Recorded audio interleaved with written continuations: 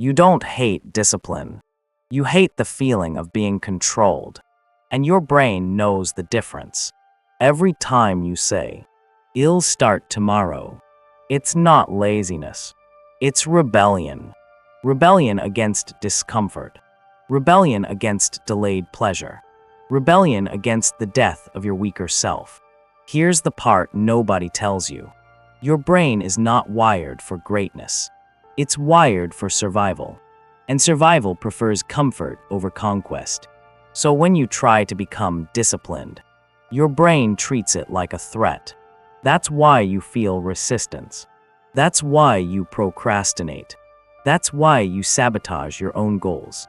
But what if I told you, you don't need more willpower. You need psychological leverage. You don't force discipline. You trick the brain into wanting it. And once you understand how, discipline stops feeling like punishment. It starts feeling like power. Stay with me, because by the end of this video, you won't be fighting yourself anymore. You'll be commanding yourself. Most people misunderstand discipline. They think it's about restriction. But discipline is not restriction. It's selection. Every time you choose the gym over the couch, you're not losing comfort. You're selecting strength. Every time you choose to work while others scroll, you're not sacrificing fun. You're selecting future dominance. The brain doesn't resist discipline. It resists identity death. And that's the first principle. Principle 1. Discipline must become identity, not effort. If you see discipline as something you have to do, your brain categorizes it as external pressure. External pressure creates internal resistance. But if discipline becomes who you are, there's no resistance. You don't debate brushing your teeth. You don't negotiate taking a shower. Why? Because it's part of your identity. The brain protects identity at all costs. So instead of saying, "I'm trying to be disciplined," say, "I am a disciplined man," and then act accordingly, even if it feels fake at first. Because the brain doesn't care about truth. It cares about repetition. Repeat the identity, and it becomes real. Principle 2. Shrink the battlefield. Your brain fears large effort. It doesn't fear small action. If you tell yourself, "I'm going to work out for 60 minutes," your brain calculates pain, and it resists. But if you say, "I'm just putting my shoes on," there's no threat, no negotiation, no drama. This is psychological warfare. You don't conquer the mountain. You take the first step. And once movement begins, momentum takes over. Motion reduces mental resistance. Your brain relaxes once action starts. The hardest part of discipline is beginning. So trick the brain. Lower the entry cost. Raise the exit standard. Principle 3. Make discipline feel like dominance. Your brain craves status, even if you pretend you don't care. Deep down, you do. When you wake up early, when you train while others sleep, when you build while others consume, you feel something. It's subtle, but it's powerful. Superiority, not over others, over your weaker self. And that feeling is addictive. This is where Nietzsche becomes dangerous. He believed man must overcome himself, not society, not fate, himself. The version of you that wants comfort. That version must lose. Every single day. Discipline becomes pleasurable when it represents victory, not suffering. So stop framing it as pain. Frame it as conquest. Principle 4. Reward the process, not the outcome. Most men only reward themselves after success. That's a mistake. Your brain responds to immediate feedback, not distant reward. If you only feel good after results, you'll quit before results arrive. Instead, create micro rewards. finished a hard task. Acknowledge it. Feel it. Anchor it. Say internally, "This is who I am." That internal validation rewires the brain. You're teaching it that effort equals pleasure. And when effort equals pleasure, discipline becomes self-sustaining. Now here's where it gets uncomfortable. Because discipline isn't just about habits. It's about hierarchy. Inside your mind, there are two versions of you: the commander and the child. The child wants comfort. The commander wants growth. If the child makes decisions, your life becomes reactive. If the commander makes decisions, your life becomes intentional. Most men let the child negotiate. They ask, "Do I feel like it?" That question alone reveals weakness. The commander doesn't ask. He decides. And once you repeatedly act from that higher self, your brain starts trusting that version more. Neural pathways strengthen. Self-respect grows. Confidence compounds. And something shifts. Discipline no longer feels forced. It feels aligned. Principle 5. Remove emotional drama. You're not tired. You're overstimulated. You're not unmotivated. You're distracted. Your brain is addicted to easy dopamine. Social media, junk food, instant validation. When discipline feels boring, it's because your dopamine baseline is corrupted. So here's the trick. Lower stimulation. Intentionally. Cold showers. Silence. Focused work blocks. Digital fasting. When you reduce cheap pleasure, hard things feel less hard. Your brain recalibrates. Now discipline doesn't feel extreme. It feels normal. And normal is sustainable. Midway through this video, some of you are uncomfortable. Good. Because discipline threatens mediocrity. And mediocrity fights back. Let me ask you something. If you had absolute control over your impulses, how different would your life look? Be honest. How much money would you make? How strong would your body be? How sharp would your mind become? You don't lack potential. You lack obedience to your higher self. That's the real war. Not productivity. Authority. Can you command yourself? Or are you waiting for motivation? Motivation is emotional. Discipline is structural. And structures win wars. Principle 6. Make quitting painful. Right now, there is no consequence for your inconsistency. You skip workouts. Nothing happens. You waste time. No punishment. The brain chooses the path with least resistance. So change the resistance. Public accountability. Financial stakes. Commitment contracts. Tell people your goals. Attach ego to execution. Now quitting damages identity. And identity protection is powerful. When your reputation is on the line, you show up differently. Use that. Leverage pride. Weaponize expectation. Principle 7. Romanticize struggle. Weak men dramatize pain. Strong men aestheticize it. Sweat becomes proof. Silence becomes a strength. Sacrifice becomes a story. You must learn to enjoy the tension. Because tension means growth. The gym burn. The mental strain.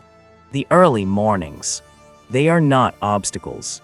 They are initiation rituals. Your brain loves narrative. So give it one. You are not suffering. You are forging. And forging requires fire. Here's what nobody says out loud. Discipline creates freedom, but not immediately. At first, it feels like chains, schedules, standards, self-denial. But slowly, those chains become structure, and structure becomes stability, and stability becomes power. The man who controls himself cannot be controlled by others. That's the hidden reward. Emotional independence, financial leverage, physical capability, mental resilience, all born from discipline. Let's close the loop. At the beginning, I told you, you don't hate discipline. You hate being controlled. Now understand this. When you avoid discipline, you're not free. You're controlled by impulse, by distraction, by comfort, by weaker instincts. That's not freedom. That's surrender. Real freedom comes from self-command, from waking up and executing regardless of mood, from acting based on standards, not feelings. So how do you trick your brain into liking discipline? You make it identity. You shrink the battlefield. You reward effort. You remove dopamine poison. You create consequences. You romanticize the grind. You let the commander speak louder than the child. And eventually, there's no more trick. Because discipline becomes natural, automatic, integrated. You stop fighting yourself. You start leading yourself. And when a man can lead himself, he becomes dangerous. Not chaotic, not loud, not emotional, calm, focused, unshakable. That's power, not the kind that seeks validation, the kind that builds silently. So the next time you feel resistance, smile. That resistance means you're evolving. It means the weaker version of you is losing territory. And that loss is your victory. Now ask yourself, who's in control? The child or the commander? Decide carefully, because your future is waiting on that answer. And it does not negotiate. Good, because this is where most men turn the video off. Right when it starts getting real. Right when responsibility shifts from motivation to ownership. You asked, who's in control? The child or the commander? Now we go deeper, because discipline isn't a productivity hack. It's a power structure inside your nervous system, and most men have built theirs upside down. There is something uncomfortable you need to understand. Your brain is not designed to make you proud. It is designed to keep you alive. And survival, in the modern world, looks like comfort, food on demand, entertainment on demand, validation on demand. Your ancestors fought predators. You fight boredom, but your brain doesn't know the difference. It treats discomfort like danger. That tight feeling in your chest before you start a hard task. That's not laziness. That's a primitive alarm system. And if you obey it every time, you condition yourself to retreat. Retreat becomes habit. Habit becomes identity. Identity becomes destiny. This is why discipline must become neurological dominance, not emotional enthusiasm. Principle 8. Detach from feelings. Obey standards. Feelings fluctuate. Standards remain. If your actions depend on mood, you will live inconsistently. And inconsistency destroys self-trust. Self-trust is everything. Without it, you hesitate. You second-guess.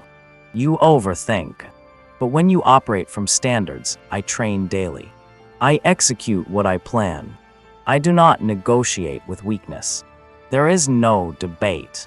The brain relaxes when decisions are pre-made. Decision fatigue disappears. Internal friction lowers. You conserve cognitive energy. That energy becomes focus. Focus becomes output. Output becomes confidence. You see how this compounds.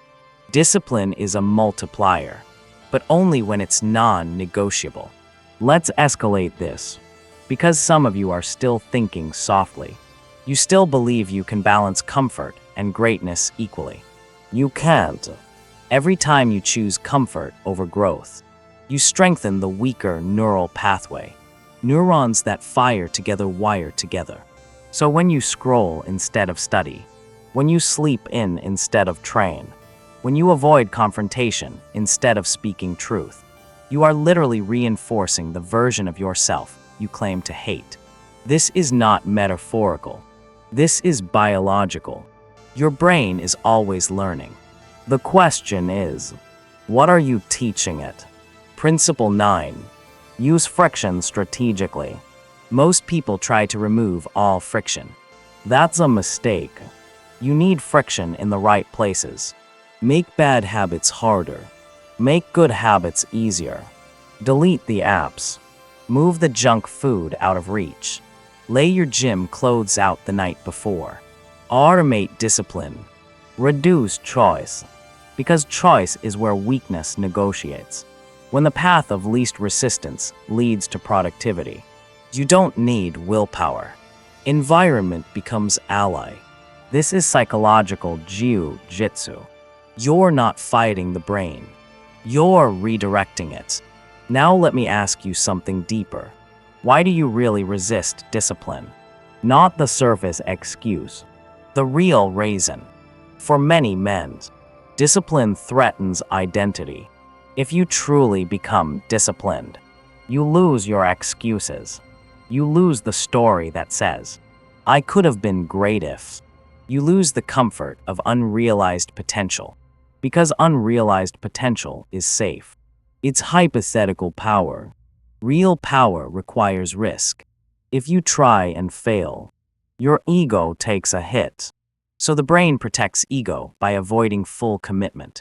That's the hidden sabotage. Not laziness. Fear of exposure. Fear of discovering your limits. But here's the truth. Your limits expand under pressure, not under protection. Principle 10. Tie discipline to pride. You must respect yourself. And respect is earned internally. Every time you keep a promise to yourself, your self-image upgrades. Every time you break one, it downgrades. This is why small wins matter. You're not just completing tasks. You're building credibility with yourself. And when self-credibility rises, confidence stops being fake. It becomes structural. This is why disciplined men move differently. They don't talk loud. They don't over-explain. They don't seek approval. They trust themselves. Because they have evidence. Evidence built daily. Mid-video escalation. Let's confront something. Look at your current life. Your body. Your bank accounts. Your focus. Your relationships. That is the physical manifestation of your discipline level. Not your intentions. Not your dreams. Your standards. And if that reality makes you uncomfortable, good. Because discomfort is awareness. Awareness is leverage. You cannot dominate what you refuse to acknowledge. Most men numb awareness. They distract themselves from the gap between who they are and who they could be. But you're still here. Listening. Which means something inside you wants more. That voice. That's the commander. And it's tired of being ignored. Principle 11. Reframe pain as progress. The brain avoids pain by default. But pain during growth is different from pain during decay. Growth pain strengthens. Decay pain weakens. Choose your discomfort. Because you cannot eliminate it. You can only decide its source. Discipline pain is temporary. Regret pain compounds. One builds muscle. The other builds resentment. So when you feel resistance, say this internally. This is the cost of expansion. Not punishment. Not suffering. Expansion. Language matters. Your brain listens to your narration. If you describe discipline as torture, it will resist. If you describe it as transformation, it will adapt. Principle 12. Short-term discomfort. Long-term control. Impulse feels powerful in the moment, but it creates weakness later. Discipline feels restrictive in the moment, but it creates authority later. Authority over what? Your impulses. your emotions, your environment. When you can delay gratification, you control timing. And timing is leverage. In business, in fitness, in relationships. The man who controls timing controls outcomes. And that man is disciplined. Let's go even deeper. There is a biological reward hidden inside discipline. It's subtle, but once you recognize it, it changes everything. After you complete something hard, notice the stillness, the clarity, the grounded energy. That's not random. That's earned neurochemistry. Dopamine from efforts, serotonin from achievement, testosterone from conquest. Your body rewards controlled aggression, but only after action, not before. This is why waiting for motivation is foolish. Motivation follows movement. Always. Act first. Feel powerful second. Principle 13. Silence the inner audience. Many of your undisciplined behaviors are performative. You imagine judgment. You imagine approval. You imagine criticism. So you hesitate. But discipline thrives in privacy. No applause. No validation. Just execution. You must detach from being seen and attach to becoming formidable. Because when you stop performing, you start transforming. The most dangerous man in the room is often the quietest, because his confidence is not rented. It's built. Now let's return to the hook. You don't hate discipline. You hate being controlled. But understand this clearly. When you master discipline, you are no longer controlled by mode, desire, temptation, peer pressure, chaos. You become stable. And stability creates dominance. Not loud dominance. Not aggressive dominance. Internal dominance. Calm. Measured. Unshakable. That kind of man cannot be manipulated easily. Cannot be distracted easily. Cannot be intimidated easily. Because he already conquered himself. And self-conquest is the highest conquest. Here's the final psychological shift. Stop trying to like discipline. Respect it. Liking is emotional. Respect is structural. You don't have to enjoy every repetition. You don't have to love every early morning. You don't have to crave every sacrifice. But you must honor the system. Because the system builds you. And once results start showing, your brain will associate discipline with power. Power with identity. Identity with pride. And pride with pleasure. That's the trick. You don't force love for discipline. You build evidence until love becomes inevitable. Imagine yourself 1 year from now. Same habits. Same excuses. Same negotiation patterns. Nothing changes. Feel that weight. Now imagine 1 year of ruthless consistency. Daily execution. Controlled impulses. Structured effort. Feel that difference. That gap is discipline. Not talent. Not luck. Not genetics. Structure. The ability to override impulse repeatedly. That's it. That's the secret. And it's not glamorous, which is why most men ignore it. But you don't need glamorous. You need effective. Let's close this properly. Right now, there is a version of you watching this. And there is a version of you capable of far more. The distance between them is not intelligence. It's obedience to standards. So tonight, don't declare massive goals. Don't create dramatic plans. Do one disciplined act. One small, non-negotiable action. And complete it. Then tomorrow repeat. Because discipline is not built in intensity. It's built in repetition. And repetition rewires the brain. Eventually, you won't need tricks. You won't need motivation. You won't need hype. You will move automatically toward growth. Because that's who you are. A disciplined man. And disciplined men are rare. Rare men are valuable. Valuable men are powerful. So the next time your brain whispers, "Later," you respond calmly, "No, no," and you act. No emotion, no drama, just execution.